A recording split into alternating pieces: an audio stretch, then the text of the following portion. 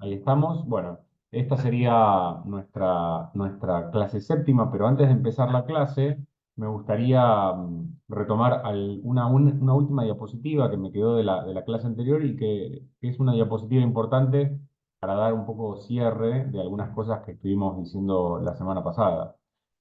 Bueno, la semana pasada hablamos bastante de la evaluación de la obra de Livio, del trabajo de adaptación de Livio en general, y entre otras cosas dijimos que Livio había sido un poco considerado un escritor este, descuidado en cierto sentido, o incluso con errores serios.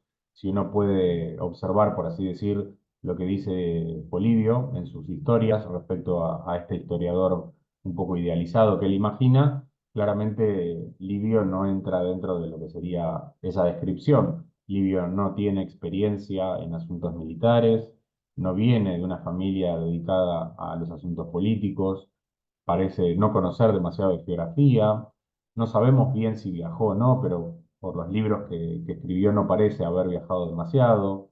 Eh, entonces hay muchas cosas que lo dejan bastante mal parado. Y en el siglo XIX, con todo lo que sería el auge de esta nueva ciencia histórica que se quiere construir, esta ciencia un poco modelada, si se quiere, en base o a imagen y semejanza de las ciencias naturales. Eh, bueno, estos historiadores que van emergiendo, sobre todo en Alemania, más en general en Europa, pero sobre todo en Alemania, tienden a ver a Livio y en general a los historiadores antiguos, a los historiadores medievales, a los historiadores del Renacimiento, como historiadores a los que les falta un método, ¿no? Serían como historiadores precartesianos, precientíficos, a los que les faltan herramientas metodológicas para, bueno, para escribir sobre el asunto histórico. Entonces hay una cierta visión que no es, digamos, generalizada, pero sí se puede ver que hay muchos historiadores que trabajan con esta idea de que los historiadores de la antigüedad eran como copistas, a veces se los llama un poco inconscientes, ¿no? Como que iban siguiendo una fuente a otra y no tenían un método. Eh, Sin embargo, sobre todo después de la década del 60 y del 70, se percibe que hay como una especie de revisión de estos conceptos. Por un lado, digamos, ya en la década del 60 y 70 tenemos eso que se llama posmodernidad, que, bueno, es como una gran corriente que viene a poner en duda algunos de los presupuestos de la modernidad, de esta idea de progreso, por así decir, la idea de que las ciencias son un mecanismo, por así decir, el mejor mecanismo, o un mecanismo perfecto para conocer la realidad. Y entre otras cosas, una de las consecuencias de esta posmodernidad, por así decir, es que en historiografía se empieza a considerar o a reconsiderar estas opiniones que se habían vertido sobre los historiadores antiguos. Eh, Uno de los autores, que no vamos a decir que pertenece a la corriente postmoderna, pero que claramente está afectado por los cambios intelectuales del periodo, va a ser este señor Luce o Luz o Luce. La verdad es que no sé exactamente cómo se pronuncia su nombre, pero bueno, es uno de los autores más importantes de la década del 70 y él escribe una obra que se llama Livio, la composición de su obra y sus métodos, en donde va a tratar de defender a Tito Livio de las acusaciones que se le hacen, ¿no? Bueno, una de las cosas que él trata de demostrar es que Livio no era un autor negligente, si bien es cierto que en la obra de Suetonio, en el libro Vida de Calígula, se hace mención a Tito Livio como un historiador o un autor negligente, ¿no? Ahí en el capítulo 34 que aparece en pantalla, eh, Lucho va a tratar de negar esto, va a decir que esto en realidad es una interpretación errada, que en realidad Suetonio probablemente no compartiera esta interpretación. Un colega mío que se llama Agustín Moreno, que, bueno, él está escribiendo ahora un artículo sobre esto y comparte esta interpretación de Lucho, ¿no? Dice, no, esto en realidad no tiene sentido. Livio claramente no era un historiador negligente, es una acusación que no tiene fundamentos, ¿no? Entonces, las corrientes más, digamos, los pensadores más recientes tienden a ver con más escepticismo esta idea de que hay una diferencia muy grande entre los historiadores antiguos y los historiadores modernos. De hecho, Perdón, oh, no, Berta, por favor, adelante. sí, no, disculpa. No, con respecto a lo que estás hablando sobre Livio, que es muy interesante, conversando con un amigo bastante leído de los historiadores romanos, me dice, me pareció un poco fuerte, me dijo, no, Livio es fantasioso o era fantasioso. Y bueno, con respecto a a ese criterio, no sé si podés comentar algo al respecto. Bueno, imagino que usa el término fantasioso como que es una persona que inventa información.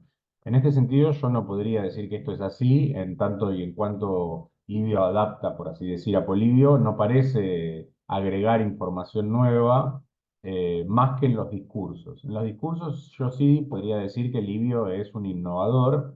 Si yo tomo, por ejemplo, lo que sería un discurso en Polibio y veo lo que sería esa adaptación del discurso en Livio, es claro que hay como una especie de innovación, en parte porque dentro del género historiográfico, digamos, eh, se aceptaba que el historiador podía tener cierto margen de libertad en crear argumentos, lo que en retórica se llama la inventio, ¿no? La búsqueda de argumentos. Pero en cuanto lo vemos a Livio adaptando la obra de Polibio, vamos a hablar de esto un poquito más en detalle la semana que viene, con las fuentes primarias y todo, les voy a traer las fuentes para que las podamos comparar.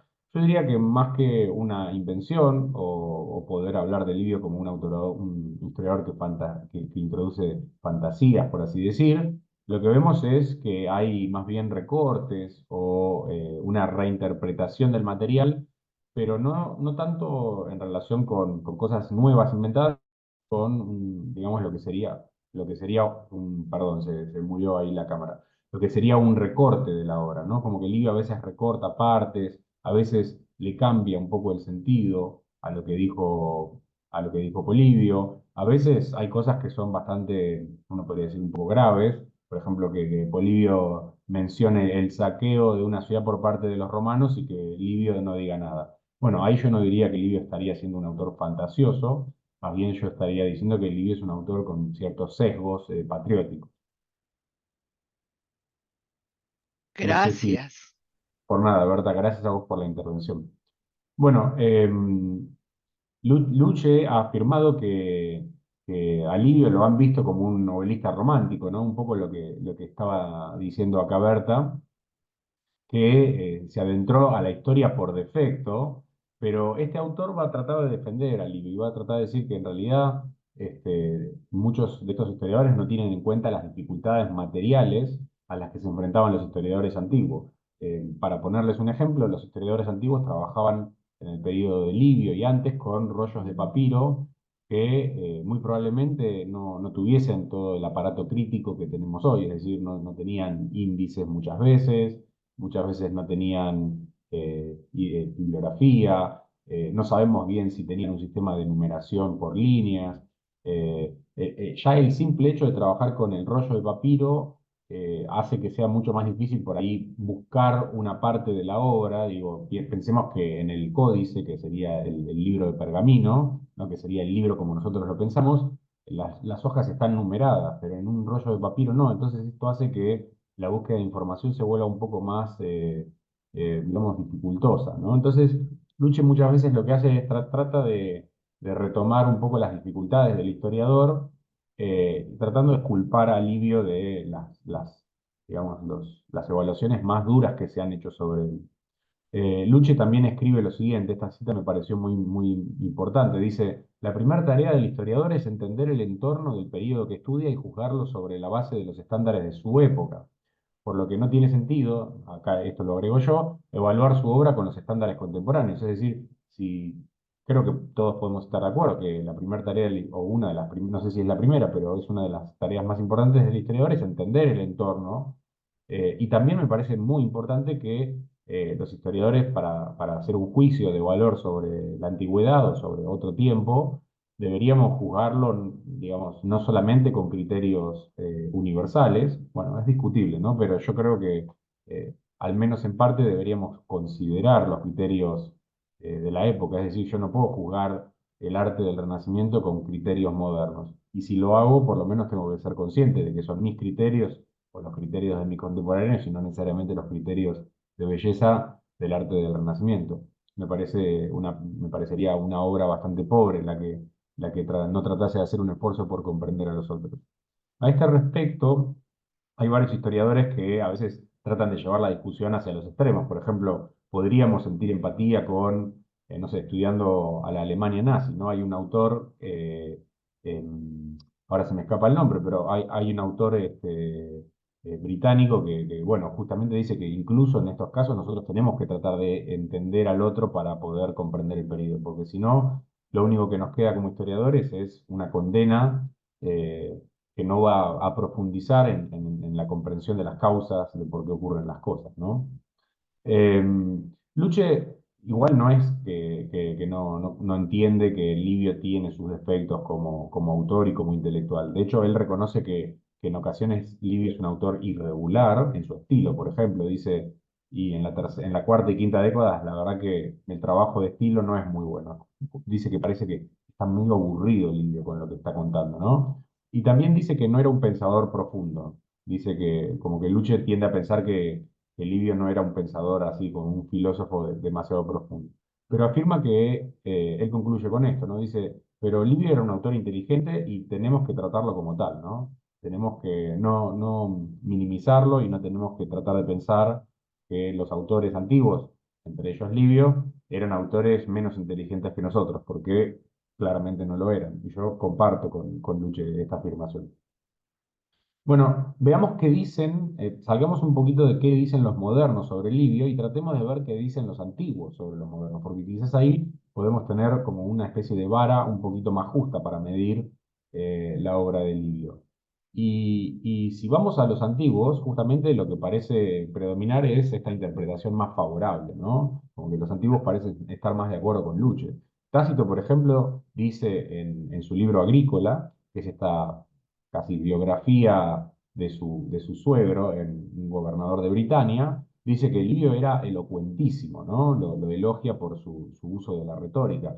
Y en los anales, uno de los personajes de esta obra afirma que Livio era preclaro por su elocuencia, perdón, por su elocuencia y fiabilidad. O sea que acá ya no es solamente eh, la claridad de Livio lo que se está elogiando, sino también que era un autor fiable, uno podía confiar en lo que decía Livio, era una buena fuente de información. Por otro lado, también tenemos el testimonio de Séneca, que escribe una serie de tratados que son, digamos, tratados retóricos o de dialéctica llamados Suasoria, y afirma lo siguiente: por su naturaleza era el juez más imparcial de todos los talentos. O sea que acá también lo vemos a Livio siendo elogiado en su carácter de historiador también, ¿no? Como que era imparcial al describir a las figuras más importantes. Esto no es algo menor porque, como vimos antes, la tarea en muchos casos de los historiadores era equiparada con la tarea del juez, el que tenía que llegar a una conclusión para determinar si los personajes que encarnaban, por así decir, las fuerzas de la historia habían sido positivos y negativos. Y no olvidemos que en la obra de Livio, estos personajes muchas veces eran construidos como exemplum, ¿no? Como un ejemplo de acciones a imitar y acciones a evitar. También tenemos una indicación de la popularidad de Livio. Plinio el joven, sería el hijo adoptivo de Plinio el viejo, su sobrino, si no me equivoco, natural, va a decir lo siguiente, cuenta esta anécdota, ¿no? En una de sus cartas le escribe a un amigo diciendo: ¿acaso nunca has leído de un cierto habitante de la ciudad de Gades, que admirado por el nombre y la gloria de Livio, había venido del último confín de la tierra para conocerlo y se marchó tan pronto como lo vio? Bueno, un poco coloridamente acá Plinio nos muestra que ya Livio en su propia vida, digamos, era un autor famoso hasta el punto tal que la gente venía desde el confín del mundo. Para un romano, Gades, ¿no? Lo que sería hoy la isla y la ciudad de Cádiz, en España, era un poco, pasando las columnas de Hércules, era casi uno de los confines del mundo, ¿no? Así que, como podemos ver, la evaluación de la obra de Livio es algo complejo. Digamos, si tomamos los estándares modernos o quizás los estándares de un Tucídides o de un Polibio, claramente Livio es un autor relativamente deficiente. Si en cambio usamos criterios más, digamos, contemporáneos, y sobre todo si nos atenemos al testimonio de las fuentes contemporáneas o casi contemporáneas, podría decir que Livio más bien parece ser una persona bien valorada, un autor muy destacado por sus contemporáneos y por la crítica moderna. No sé si quieren hacer una pregunta, ¿sí? Ya con esto cerramos, digamos, la última parte de la clase anterior y pasamos a la siguiente. Sí, yo quería preguntar si no se ha dicho que es un escritor impreciso, un historiador impreciso, eh, tomando el todo por la parte. O sea, algún error se podía haber deslizado y no lo podían haber tomado como una generalización de, ay, porque cometió un error en el libro uno es terrible. Sí, sí, Mailén, yo creo que sí. De hecho, este autor, uno de los especialistas más importantes en Tito Livio del siglo XX, Patrick Walsh, él escribió varios artículos mostrando un poco cuáles son estas imprecisiones, sobre todo vinculadas con aspectos militares. Por ejemplo, en la batalla de Cinocéfalos, una batalla que ocurre hacia el 197 a.C., Livio, que claramente está siguiendo a Polibio, confunde un término, un verbo en griego, creo que es katabalein, que significa de poner las armas, y él como que se confunde. Entonces acá Walsh dice, ¿ves? Este tipo no, ni siquiera maneja el griego. Y él encuentra varios de estos errores groseros, podríamos llamarlos errores de traducción, y termina escribiendo un artículo bastante duro con Livio diciendo que bueno, se ve que Livio acá no maneja bien el griego, es medio grosero en su manejo, y aparentemente cuentan ciertos autores que después de varios años Walsh termina arrepintiéndose de este artículo que él escribe más en su juventud, eh, y que claramente es una generalización, es decir, quizás Livio no manejase perfectamente el griego, pero claramente lo podía leer, lo podía entender y lo manejaba con comodidad, digamos. Quizás no era perfecto su manejo, pero de ahí a decir que estaba llena de errores su obra es quizás un poco fuerte. Así que sí, en definitiva, la respuesta es sí, se han hecho generalizaciones un poco crueles sobre la obra de Livio que probablemente no ameriten un juicio tan duro. De Bien. cualquier manera, pienso que hay que agradecerle ha sido muy prolífero, ha dejado mucha información. Obviamente que sí, se entiende el tema de los errores. Y en cuanto al griego, por ahí él no fue un, digamos, frecuentador de Oriente, porque en la época de Livio se hablaba griego, o sea, cruzando el Mediterráneo del otro lado de Italia, era puro griego. Así que seguramente que quienes han eh, criticado veían eso como extraño, ¿no? Pero no es de mucha importancia. Bueno, claramente las clases altas en el periodo de Tito Livio y ya un poquito antes, muchas veces, digamos, físicamente cruzaban a Grecia para estudiar. Me viene a la cabeza, por ejemplo, Cicerón en su juventud, que estudia en Asia Menor. El mismo Octaviano, Augusto, digamos, digamos, el comienzo de la guerra civil, de la primera guerra civil entre César, digamos, lo que sería César y Pompeyo, si no me equivoco, ya o lo encuentran a Polonia también estudiando. Es decir, que para las clases altas era muy común estudiar en Grecia para poder también un poco adquirir esa fluidez del manejo, digamos, oral de la lengua, un poco como quizás le pasa a algunas personas que quizás para aprender mejor, no sé, inglés, por ejemplo, se van un semestre o unos años a países anglosajones para poder adquirir ese manejo más fluido, ¿no? Bueno, lo mismo pasaba con el griego en Roma, si bien en Italia se hablaba y se leía en griego, quizás no siempre era tan sencillo comunicarse oralmente en griego, entonces Tito Livio sabemos o suponemos que no viajó demasiado, así que quizás ciertas dificultades con la lengua griega tengan que ver un poco con esto, que no era un absoluto maestro de la lengua. Y si vamos a la cuestión de las fuentes, es obvio que él leía fuentes griegas porque leía Polibio, pero si tenemos que jugárnoslas y decir, saber, a ver, si leía si leyó otras fuentes en griego, yo diría quizás Fabio Pictor, quizás alguno más, pero que mencione así explícitamente no hay muchos más. La mayor parte de las fuentes que él menciona son latinas, así que podemos suponer que él se hallaba un poco más cómodo con las fuentes romanas. También en parte porque las fuentes romanas eran las que más hablaban del tema que a él le interesaba, que era la historia de Roma, ¿no? Así que un poco va por ese lado, me parece. Bien, bueno, con esta última evaluación que hacemos de la obra de Livio, la vamos a retomar, la evaluación en las últimas clases, pero vamos a empezar nuestra séptima clase, que va a tener, como siempre, una cita que le da, por así decir, origen al debate o al tema que vamos a presentar. Y esa cita pertenece también a este señor, Torrey Luce, o Torrey James Luce, que dice lo siguiente. En el siglo XIX y la primera parte del siglo XX, Livio fue objeto de gran interés por parte de los académicos, en especial los alemanes. El estudio de las fuentes de este historiador dominó el campo de investigación, aunque también se hicieron aportes valiosos vinculados a su latinidad y estilo. Pero después de un tiempo, el aluvión de la Quellenforschung amainó, en parte por agotamiento, en parte porque los investigadores empezaron a discutir entre sí, y en parte porque algunos comenzaron a dudar de la validez de sus métodos y resultados. Sin embargo, y en gran medida, al llegar al final de la era de la crítica textual, la mayoría consideró a los resultados como un logro sólido y convincente.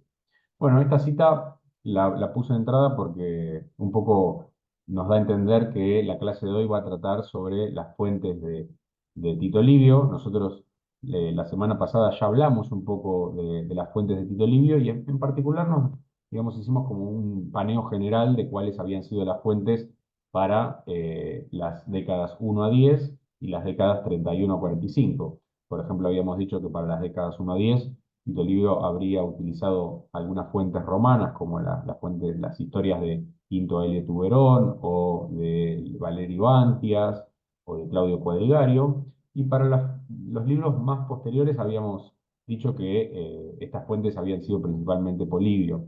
Sobre eso más o menos hay consenso. El problema empieza con la temida, yo diría que ya a estas alturas de la discusión, es más que problemática, es la temida tercera década. La tercera década es una década, digamos, los libros 21 a 30, es una década en donde prácticamente no hay ningún consenso, o si hay consensos, son consensos bastante inestables.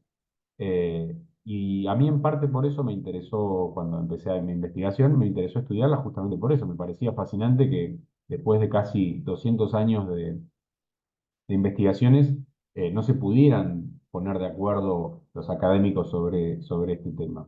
Y si bien, digamos, para 1863, con la publicación de un libro de Heinrich Nissen, se llegó a un acuerdo de que a partir del libro 31 la fuente principal era Polibio, en combinación con otras fuentes romanas. Para las décadas anteriores esto no ocurrió, ¿sí? Así que me gustaría hoy principalmente hablar de este aspecto, por así decir, más filológico que histórico propiamente dicho.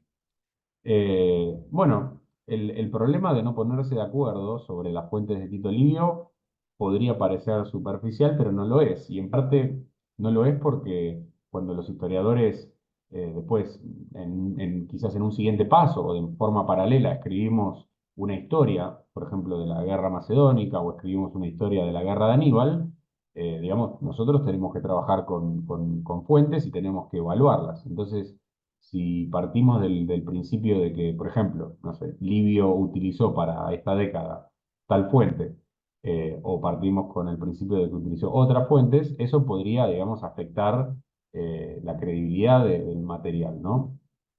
Entonces, muchas veces a mí me pasa, por ejemplo, que yo leo narraciones sobre la guerra de Aníbal que trabajan con el supuesto de que, bueno, la fuente sobre este evento es Polibio, ¿no? Que en realidad por ahí Livio utilizó a Polibio. Y en realidad no estamos seguros de eso, ¿sí? Por ejemplo, hay muchas personas que consideran esto, pero hay personas, hay filólogos que se han dedicado a la tercera década y han llegado a la conclusión totalmente opuesta, de que en realidad Livio o no conocía o ni siquiera o lo conocía y no utilizó a las historias como fuente de información.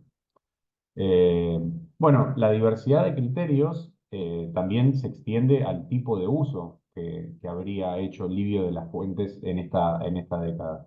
Algunas personas, por ejemplo, sostienen que lo que hizo Livio en esta década fue, y en esta y en otras décadas, fue más o menos copiar inconscientemente el texto griego tratando de traducirlo al latín. Digamos, un poco esto no exactamente, pero un poco se puede ver en la interpretación que hace Walsh cuando dice que Livio se equivoca al traducir los textos. También hay un autor que tienen acá en pantalla, Emilio Pianezzola, que escribió una obra que se llama Traducción e Ideología, ¿no? Esta idea de que Livio estaba un poco traduciendo y haciendo cambios ideológicos, pero en definitiva estaba traduciendo a Polibio por así decir, del griego al latín. Y hay hay otros autores que plantean que hay una transformación mucho más profunda del material original y que en realidad Livio, lejos de ser, por así decir, un traductor, es más bien un transformador de ese texto en una obra completamente nueva. Bueno, sin ir más lejos, comparemos las opiniones que existen sobre la tercera década en dos autores que son, digamos, dentro de todo relativamente recientes. Esta primera cita la dice un autor alemán que se llama Hermann Trenkle, que vamos a hablar de él un poquito más tarde, y dice lo siguiente: es comprensible que ciertos pasajes se remitan especialmente, con frecuencia, directamente a Polibio. De hecho, son las partes de la tercera década en las que esta sospecha se plantea más fácilmente. En otras, que también se han mencionado en el contexto presente, como el informe sobre la conquista de Nueva Cartago por Escipión, se nota rápidamente por la gran cantidad de divergencias palpables que una relación de dependencia directa ni siquiera es una posibilidad. Acá entonces un poco Trencle está diciendo no hay posibilidades. En la tercera década no parece que puede haber alguna relación entre las dos obras, pero la opinión de Trencle es que no hay ningún tipo de vínculo. Sin embargo, agrego, sí, sigo leyendo. Sin embargo, si se observa más de cerca los pasajes mencionados, se muestra que la relación con Polibio en ellos es de una naturaleza diferente a la de las secciones bolivianas de la cuarta y quinta décadas, y de una manera que apenas permite creer en una dependencia directa. Esto lo dice Trencle en su libro de 1977, del cual vamos a hablar un poquito más adelante. Pero bueno, la opinión es muy clara, ¿no? No hay ningún tipo de vínculo. Parecería tener un vínculo, pero no lo hay. Esto es interesante por la siguiente razón. A diferencia de lo que pasa con los libros posteriores, en la tercera década de Livio, es decir, los libros 21 a 30, tenemos, digamos, una buena parte de los libros correspondientes de la obra de Polibio. Es decir, que los libros más o menos 1 a 5 digamos, están completos y por lo tanto podemos hacer un contraste. Podemos comparar y ver más o menos qué dice cada uno. Bueno, según Trenkle, después de revisar bastante cuidadosamente estas secciones, se llega a la conclusión de que no están conectadas las dos obras, ¿no? Y fíjense por otro lado lo que dice otro autor, Levene, del que también vamos a volver a hablar en un ratito. Dice: Livio parece estar empleando a Polibio en los libros 21 y 22 como un texto base alrededor del cual construye su estructura narrativa general. O sea que acá para Levene es todo lo opuesto. Digo, el texto de Polibio es la base y todo lo demás medio que viene adosado. Sigo. Es mucho menos probable que las narraciones fueran tan afines si hubiese una fuente intermedia que estuviera interfiriendo entre los dos textos. Este argumento ofrece una razón para rechazar la hipótesis de una fuente intermedia y postular la idea de que Livio usó a Polibio directamente. Fíjense cómo estos dos autores, que en cierto sentido yo diría que son los más importantes dentro de los últimos estudios que se han hecho sobre la tercera década, llegan a conclusiones totalmente opuestas.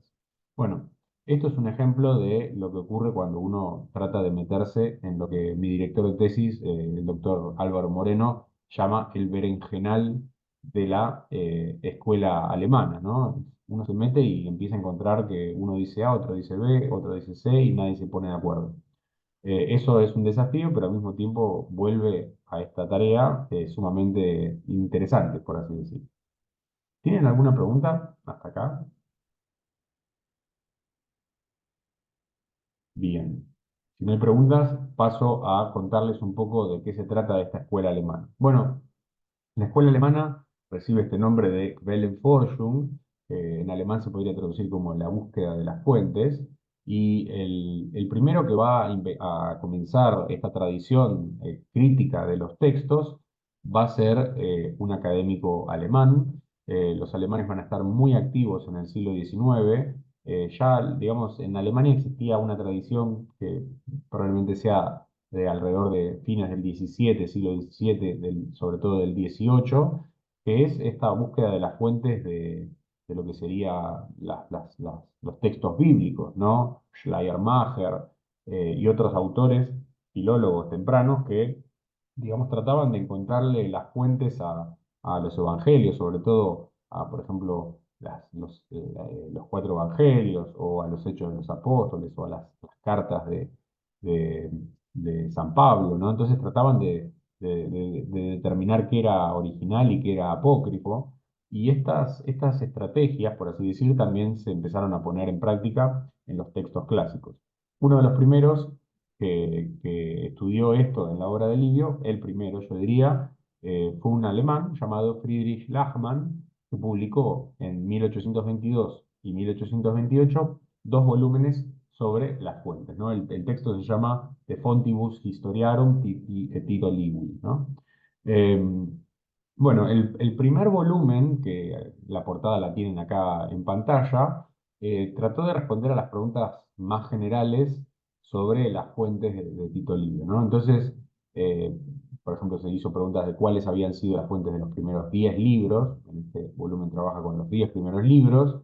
¿Qué métodos utilizó Tito Livio al consultarlas? ¿Cómo hizo, por ejemplo, para extraer la información? Y finalmente trató de establecer un juicio sobre cómo las adaptó y si lo hizo de manera fiel o no, ¿no? Lachmann llegó a la conclusión de que Livio había hecho, salvando los pequeños problemas, un muy buen trabajo de adaptación.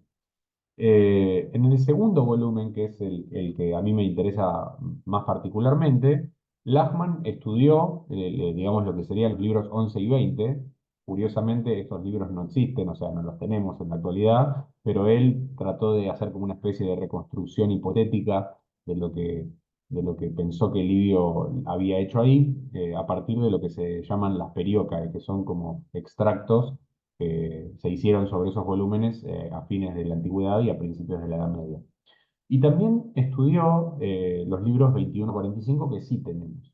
Bueno, allí concluyó que efectivamente Tito Livio había consultado las historias de Polibio, y también de forma muy importante determinó que el autor griego debía ser la mejor fuente de información para estos hechos, y también, algo que me parece muy relevante, sobre todo porque es la primera investigación, él concluye con que la información que viene de Grecia, de estos libros 21 a 30, que es la que habla de la Primera Guerra Macedónica, tiene que venir de Polibio, ¿sí? Y en ese sentido yo coincido con él. Digamos, Lachmann no se explaya sobre esto, pero él da su opinión, ¿no? Dice él muy claramente que para él la información de la Primera Guerra Macedónica viene de Polibio. Así que es un primer antecedente, por así decir, es como un padre intelectual de lo que va a ser mi opinión en esta investigación. Bueno, Lachmann escribe lo siguiente. Dice, sin embargo, en los últimos libros, ¿no? de esta sección, y en todos los que se han escrito sobre los hechos de los romanos en Grecia, no encontré ningún indicio de que los anales de Fabio hayan sido utilizados por Livio, ya sea porque Fabio no los mencionó o porque Livio prefirió a Polibio como testigo más fiable sobre los asuntos griegos, aunque Fabio tampoco era ignorante de los asuntos griegos ni de la lengua griega y había escrito libros en griego, ¿sí? Entonces, acá Lachmann es muy claro dando su opinión. Cuando Tito Livio habla de Grecia, entonces la fuente, no hay discusión, es Polibio. Bien, sin embargo, Lachmann, aparte de ser, digamos, muy importante por haber escrito la primera investigación sobre este asunto, también fue importante porque él intenta explicar estos mecanismos en donde digamos, el autor romano está tratando de adaptar y, por así decir, transformar esta obra en griego para presentarla a un nuevo auditorio romano, ¿no? Por ejemplo, él dice que las digresiones, perdón, las digresiones que son muy importantes en las historias de Polibio, en donde Polibio todo el tiempo Polibio es un autor que interrumpe el texto muchísimas veces para hacer comentarios técnicos o geográficos o historiográficos, y él muestra un poco cómo Livio va, ¿no?, descartando todas estas digresiones que obviamente no cumplen un rol muy central en lo que él quiere hacer, que es contar la historia del pueblo romano. Entonces, acá Lachmann un poco explica cómo funciona este mecanismo. También nos muestra cómo muchas veces cuando Polibio se enfrasca en dar detalles militares, a Livio no le gusta mucho esto, entonces o lo saca o lo transforma. Y también finalmente lo que hace Lachmann muy acertadamente es mostrar cómo Livio quita las oraciones originarias de Polibio y o las reemplaza por oraciones totalmente nuevas y propias o directamente las descarta, ¿no? Eh, También Lachmann va a decir que el patriotismo de Tito Livio en su obra va a ser uno de los principios centrales que va a explicar el mecanismo de adaptación, algo que yo también, digamos, acepto y con lo cual estoy de acuerdo, pero Lachmann trata de disculpar, ¿no?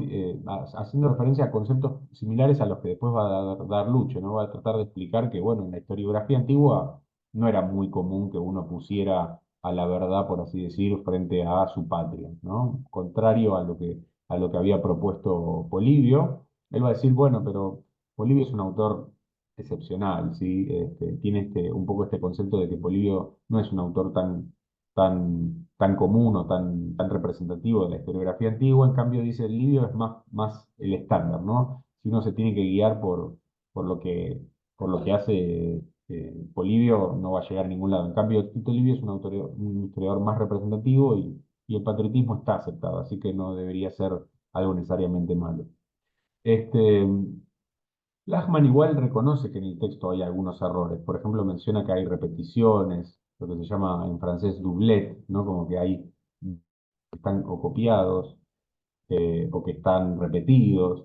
También habla de las impericias técnicas. Menciona incluso los términos griegos, ¿no? De estos términos que yo les comenté antes que por ahí no los comprende. Bueno, ya en la obra de Lachmann están todas estas cosas. Por esta razón, a mí me parece importante destacar la obra de Lachmann, sobre todo porque cuando uno empieza a investigar más en profundidad el tema, lo que ve es que muy poca gente lo ha leído, ¿sí? Es un autor que, quizás porque el texto está en latín, no es tan accesible, pero muchas de las cosas que dice Lachmann después se van a repetir en épocas más tardías. Bien, voy a comentar ahora, vamos a hacer antes de que comente esta cita, vamos a hacer una pausa porque se está por cortar, así que ahí paramos la clase y volvemos ahora en un ratito.